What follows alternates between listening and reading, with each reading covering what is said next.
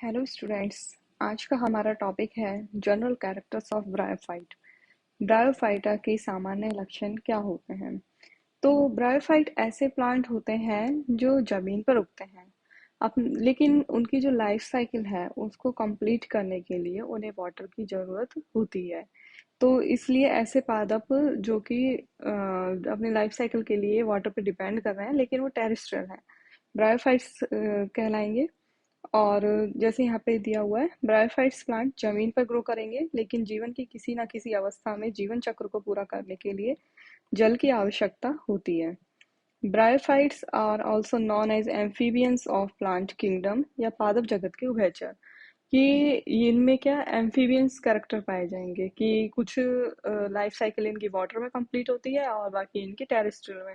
तो ये first terrestrial plant होते हैं, फर्स्ट स्थलीय पादप। Father of bryology F Cavers, father of Indian bryology S R Kashyap. Bryology study of bryophytes, bryologist जो वैज्ञानिक ब्रायोफाइट्स का अध्ययन करेगा उसे ब्रायोलॉजिस्ट कहेंगे। तो ये कुछ इसके जनरल फीचर्स थे या जनरल कैरेक्टर्स की ब्रायोफाइट्स क्या होते हैं। फर्स्ट टेरेस्ट्रियल प्लांट्स थे ये, जो स्थलीय पादप जमीन पे उगने वाले सबसे पहले पादप थे, क्योंकि इनसे पहले एल्गी का डेवलपमेंट हुआ, एल्गी के बाद ब्रायोफाइट्स बने। और इसके अलावा अब यहाँ देखते हैं इसके क्या फीचर्स पाए जाते हैं। ब्रायोफाइट्स कॉस्मोपॉलिटन होता है। कॉस्मोपॉलिटन से मतलब जहाँ पर भी नम और कम टेम्परेचर पाया जाएगा, नमी युक्त वातावरण मिलेगा, वहाँ पर ये इजीली ग्रो करते हैं। विश्व के सभी भागों में ये पाए जाते हैं।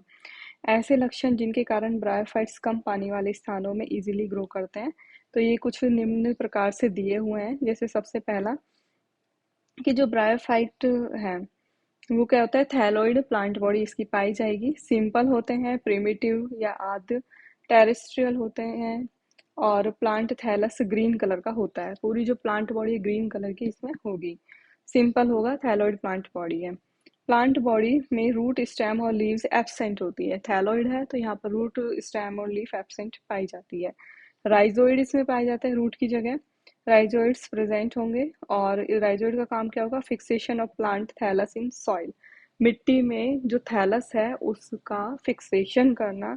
दूसरा काम है इसका absorption of water and mineral, जो सॉइल में जो मिनरल्स हैं, वाटर है, उनका एब्जॉर्प्शन करके पूरे प्लांट बॉडी को पहुंचाना या थैलस को पहुंचाना और फिक्सेशन करना, ये दो इसके फंक्शन है। और राइजोइड कैसे होते हैं, thin unicellular to multi cellular. अब ये अलग अलग प्लांट जीनस के ऊपर डिपेंड करेगा कि उसमें यूनिसेलुलर पाए जाते हैं राइजोइड्स या मल्टी सेलुलर पाए जाते हैं। नेक्स्ट इसमें देखते हैं वेस्कुलर सिस्टम इसमें एब्सेंट होता है, मतलब जाइलम फ्लोएम की बात करें तो वो यहाँ पर एब्सेंट पाए जाते हैं। मेन जनरेशन इसमें गैमेटोफिटिक होती है। अल्टरनेशनल जनरेशन, उसमें क्या होगा, एक जनरेशन गैमेटोफिटिक होती है, एक स्पोरोफिटिक होती है। जो गैमेटोफिटिक होगी वो यहाँ पर मेन जनरेशन होगी, मतलब जो मुख्य पादप पीढ़ी है वो गैमेटोफिटिक होगी, युग्मकोद्भिद। और यह इंडिपेंडेंट होती है, मतलब कि खुद का न्यूट्रिशन खुद सिंथेसाइज करेगी फोटोसिंथेसिस की प्रोसेस के थ्रू। तो इस तरह से ये इंडिपेंडेंट है। और इसके अलावा इसमें वेजिटेटिव रिप्रोडक्शन और सेक्सुअल रिप्रोडक्शन होता है, उसके थ्रू ही रिप्रोड्यूस होगी। सेक्सुअल रिप्रोडक्शन यहाँ पर एडवांस्ड उबेमस या प्रागत विषम युग्म की प्रकार का पाया जाएगा। फीमेल रिप्रोडक्टिव ऑर्गन आर्किगोनिया होती है, फ्लास्क शेप्ड। तो जो आर्किगोनिया है एल्गीज में नहीं पाई जाती थी, लेकिन जो ब्रायोफाइट्स हैं उनमें सबसे पहले आर्किगोनिया का डेवलपमेंट देखा गया।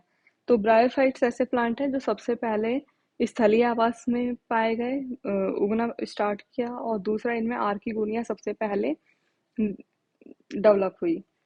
Archegonia firstly appear in bryophytes in plant kingdom. तो जितने पूरे प्लांट किंगडम में आर्किगोनिया सबसे पहले ब्रायोफाइट्स में पाई गई।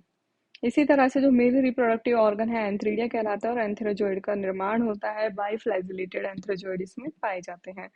Water is essential for fertilization, और फर्टिलाइजेशन के लिए यहाँ पर वाटर जरूरी होता है, क्योंकि जो एंथ्रोजोइड है वो स्विम करके आर्किगोनिया में जो एग होगा उसके अंदर तक जाते हैं।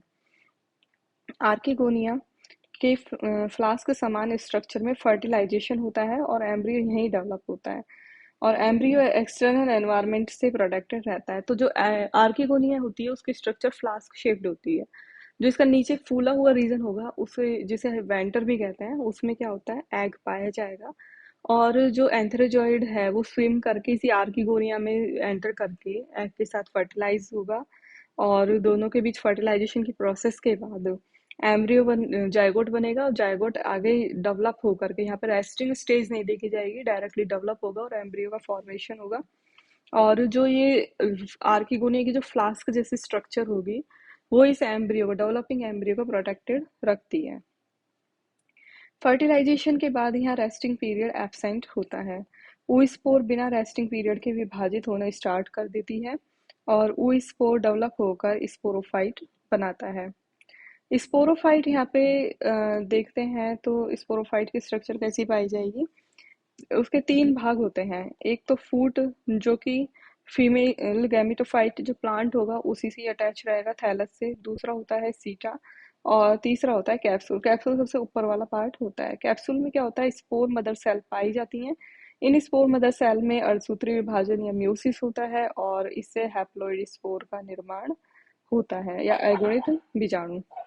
स्पोर्स आर होमोस्पोरस, और जो यहाँ पर स्पोर्स पाए जाते हैं वो होमोस्पोरस होते हैं, समबीजाणु। और इसमें फिजियोलॉजिकली एंड मॉर्फोलॉजिकली सिमिलर होते हैं।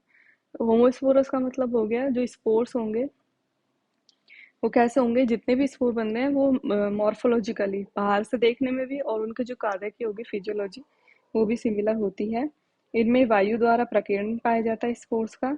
स्पोर्स क्या करेंगे, जर्मिनेट होंगे और जर्मिनेट होकर के प्रोटोनिमल ब्रांचेस बना देते हैं, और ये प्रोटोनिमल ब्रांचेस आगे जाकर के थैलस बनाती है। और इसमें अल्टरनेशन जनरेशन पाई जाती है।